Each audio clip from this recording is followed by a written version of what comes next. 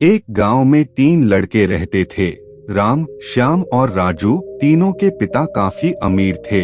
तीनों का बचपन बहुत अच्छे तरह से गुजरा था।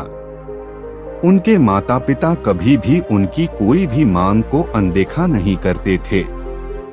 राम के पिता सरपंच थे, श्याम के पिता एक कारोबारी थे और राजू के पिता एक किसान जमींदार थे। छोटी उम्र से ही उन सबको लाड प्यार ने ऐसा बना दिया था कि ना तो उनको मेहनत का पता था और ना ही उनको समय की परवाह थी। अक्सर वह सारा दिन बस घूमते रहते थे। नशे और अन्य भोग विलास में डूबे रहते थे, जिससे उनके गांव वाले भी दुखी थे।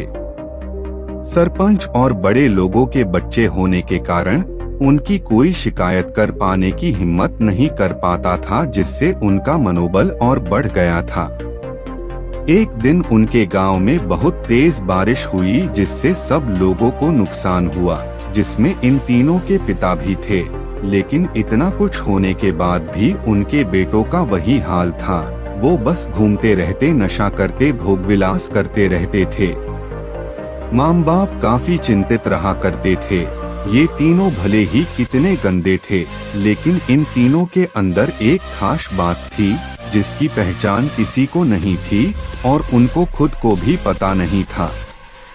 राम एक बहुत अच्छा नेता प्रतिपक्ष था, क्योंकि अपने पिता के पास रहते हुए उसको इसका काफी ज्ञान हो गया था, क्योंकि उसके पिता सरपंच थे।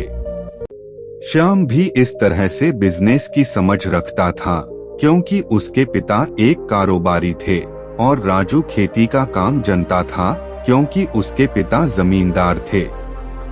पर अपनी गलत कामों की वजह से उन सब ने अपने इन टैलेंट पर ध्यान ही नहीं दिया, जो कि उनकी सबसे बड़ी कमजोरी थी। इस तरह से इनकी बदमाशियों को देखकर इनके पिता उन्हें सीख देने को सोची। तीनों पिताओं ने आपस में बात करी और उसका एक हल निकाला। तीनों पिताओं ने अपना अपना काम अपने अपने बेटों को सौंप दिए, जिससे उनको समय की कदर का पता लग सके। तीनों के पिता ने एक वसीयत बनाई, जिसमें ये लिखा था कि 1 वर्ष के अंदर इन तीनों को 10 लाख रुपए कमा कर देने होंगे, जो बिना किसी गलत काम करके कमाए गए हो, और तीनों को अलग अलग स्थान पर रहना था। इन तीनों को 5-5 लाख रुपए भी दिए गए, ताकि उनको अपना काम स्टार्ट करने में दिक्कत ना हो। पहले तो सब खुश हो गए कि हम आजाद हो गए, हमको पैसे मिल गए, और ऐसा सोच करके इन्होंने फिर से काफी समय मौज मस्ती करने में लगा दिया। इस तरह से 6 महीने बीत गए और इनका काफी सारा नुकसान भी हुआ।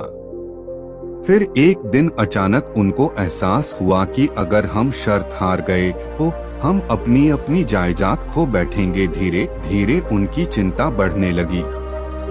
एक दिन वो इसी उधेड़ धुन में एक पार्क में बैठे थे और कुछ डिस्कस कर रहे थे कि उनको एक छोटी सी लड़की मिली। वो फूल बेच रही थी और साथ में पढ़ भी रही थी। तीनों लोग उस लड़की के पास में गए। तभी राम ने लड़की से बोला, बेटी आपकी उम्र क्या है? तो लड़की ने जवाब दिया कि मैं 12 साल की हूँ। अंकल, इतना सुनते ही राम ने आचार्य से पूछा कि आप इतने छोटे होकर के खेल नहीं रहे हो? इस पर लड़की ने जवाब दिया कि मेरे पापा अब इस दुनिया में नहीं हैं और माता बीमार रहती है, इसीलिए मैं ये काम करती हूँ। ये सुनकर राम ने अपना पर्स निकाला। उसके पास जो भी पैसे बचे थे वो उस लड़की को देने लगा। उसके बाद लड़की ने बोला, अंकल आप भी फूल ले लो, मुझे बहुत खुशी होगी, क्योंकि मैं अगर आपसे फ्री में पैसे ले लूंगी तो फिर मेरा पढ़ाई में मन नहीं लगेगा, मैं काम चोर बन जाऊंगी, क्योंकि यही समय है जिस समय में अपना भविष्य लिख सकती हूँ। राम ने उस लड़की से सारे फूल ले लिए और तीनों घर लौट आए। उस फूल वाली लड़की का उन तीनों लड़कों पर बहुत गहरा प्रभाव पड़ा। रात भर उन तीनों ने उस बच्ची के बारे में सोचते रहे और उन्हें एहसास हुआ कि वो तीनों कितने गलत थे। तीनों ही दोस्तों को एहसास हुआ कि आज भी उनके पास 6 महीने का समय है अपने पिता के दिए गए काम को पूरा करने का और भविष्य बनाने का। इसी दौरान सब ने सोचा कि अगर बचे हुए समय का सही उपयोग करे तो अभी भी बहुत कुछ किया जा सकता है। इस तरह बाकी दोस्तों ने भी सोचा और दूसरे समय में आकर काम तलाशने लगे, पर उनके शर्त में एक शर्त ये भी थी कि उनको जो भी काम करना है वो अपनी पहचान बताए बिना करेंगे, जिससे ये साफ था कि उनको काम नहीं मिला। और जब काम नहीं मिला तो उन्होंने सोच लिया तो अब वो अगर कुछ भी करेंगे तो अपने गांव में जाकर ही काम करेंगे। भले ही उनके पिता कुछ भी सोचे, लेकिन फिर भी अपने गांव में जाएंगे और अपने गांव में कुछ नए काम करेंगे, भले ही उनको अपने पिता के वसीयत ना मिले।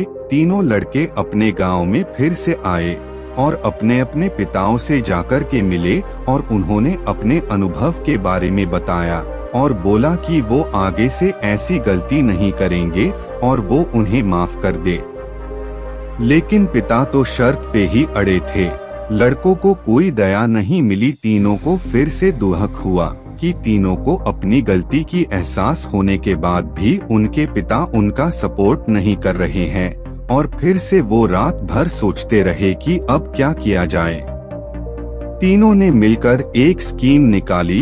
राम अपने मित्रों के साथ में मिलकर लोगों की प्रॉब्लम को सुलझाने लगा, जिससे उसको गांव की समस्याओं का ज्ञान हुआ। इसी तरह श्याम भी गांव के विकास के लिए नए नए तरीके सीख गया और राजू को किसानों और बीजों का ज्ञान हो जाने से उसको काफी फायदा हुआ। तीनों ने मिलकर अपने बाकी पैसों को सही ढंग से सही जगह लगाकर गांव को एक नया रूप दे दिया। उनकी कड़ी मेहनत से गांव के लोग क्या दूसरे शहरों के लोग भी उनकी तारीफ करने लगे। उनका गांव तरक्की करने लगा। नई तकनीकों के कारण हर वर्ग के लोगों से उनका जुड़ाव होने लगा और एक समय आने के बाद उनके पिताओं ने भी उनको माफ कर दिया। इस तरह से दोस्तों, उन तीनों को समय की कीमत का अंदाजा हुआ कि पहले वो कितना समय बर्बाद कर रहे थे, लेकिन जब से उनको समय की कीमत का अंदाजा हुआ तब से उन्होंने समय को बर्बाद नहीं किया और काम करके पैसा